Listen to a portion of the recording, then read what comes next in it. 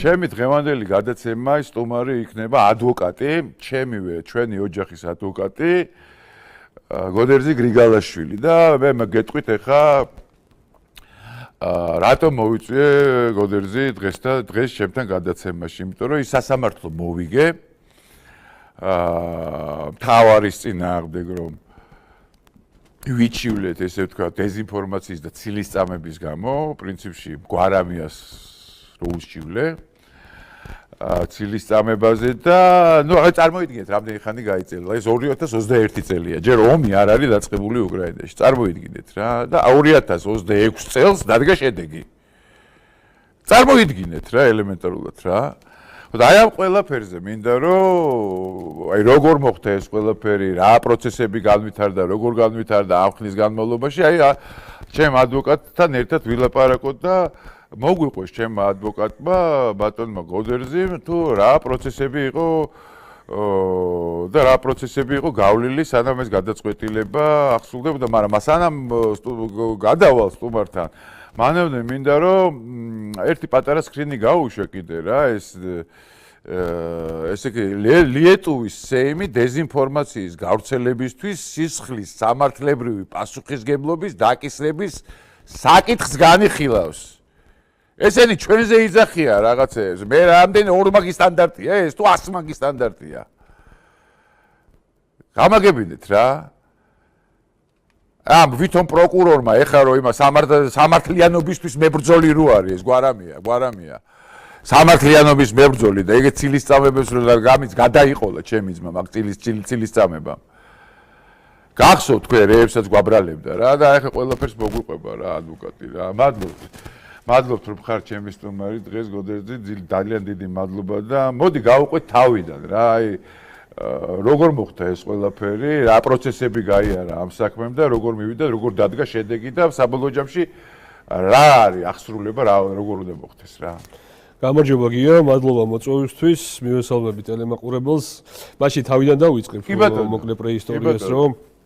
მაყურებელსაც გავახსენოთ რაზე არის საუბარი რა ცილისწამებას ჰქონდა ადგილი და რა ცილისწამება დადასტურდა სასამართლოს მიერ სულ რამდენიმე დღის წინ. მოკლედ როგორც გვახსოვს სამწუხარო კვლევა მოხდა 2021 წლის 15 სექტემბერს ნიკოლოზ კვარაცხელიასზე აღნიშნულთან დაკავშირებით ორი პირი იქნა ბრალდებულად ცნობილი, დაიწყო სისხლის სამართლებრივი გამოძიება, დეუნა, შემდგომ ბრალიც იქნა წაყენებული და ჩვეულებრივად როგორც მიმდინარეობს ხოლმე სამართლებრივი დეუნა სისხლის სამართლებრივად იყო დაწყებული და მიმდინარეობდა. ამასობაში ამავე წლის 9 ოქტომბერს მთავარი არხის სიუჟეტში შაბათის ერთ-ერთში გავიდა სიუჟეტი აღნიშნულ კვლევასთან დაკავშირებით თუ ეს მაშინ ზემნილები იყვნენ ეს პირები არ იყვნენ ჯერ კიდევ დაკავებულები და ერთ-ერთ ვარიაციად იქნა განხილული, რომ მათი ადგილსამყოფელი, ერთ-ერთი თავშესაფარი აღნიშნული ბრალდებული პირების იყო ჭავჭავაძეების გამზირზე, აღარ დავაკროთ ახლა ნომერს და იმას. ჩვენი სახლი. თქვენი სახლი.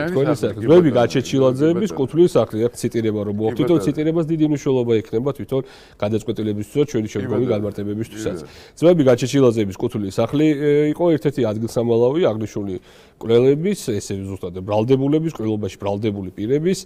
ლევან გაჩეჩილაძის პოლიტიკოსის ლევან გაჩეჩილაძის სახლში ჩატარებული იყო საგამოძიებო მოქმედება, ჩატარდა კიდევაც და მოკეთილი ამბები იყო ამასთან დაკავშირებით, რომ გამოძიება ჩატარდა, თამიერი პათოსი იყო უკვე, რომ უნდა ჩატარებულიყო, ანუ აქაც ცოტა არევა არის თუ ჩატარდა მაშინ რა ჩატარებული, ნუ ასე შედაშეთ. ასევე ქალბატონი ნინოსა და ბატონი ლევანის შვილების ფოტომასალები იყო, ერთ-ერთი შვილის ფოტომასალა იყო გამოქვეყნებული შეცდომით, საუბარი იყო ერთ შვილზე, რომ მეგობრობდა და ამანაც განაპირობა თავშესაფრის მიცემა და შემდეგში სხვა შვილის ფოტომასალა იყო და მოკლედ თელ ოჯახზე იყო ასე ვთქვათ განხორციელებული ეს სიუჟეტი. კი, ეს სიუჟეტში გავრცელებული ინფორმაცია. ამასთან დაკავშირებით 10 ოქტომბერს უკვე აიტვიტა Facebook-ზე, აიტვიტა მთავარის გვერდზე და თქვენ მიმართ დაიწყო აბსოლუტურად ეს სკრინები ამოღებული გვაქვს საქმეში დევსკიცებულებების სახით, დაიწყო აბსოლუტურად ძალიან ცუდი ნეგატიური ტალღა. შეურაცხყოფელი, ბულინგის გამოხატველი, ყველანაირი ასე ვთქვათ ზნეობა გამცდარი კომენტარები, აბსოლუტურად ზეობისგან დაცლილი კომენტარები თქვენ მიმართ და აგორდა უზარმაზარი ნეგატივის ტალღა ეს საზოგადოებას ახსოვს.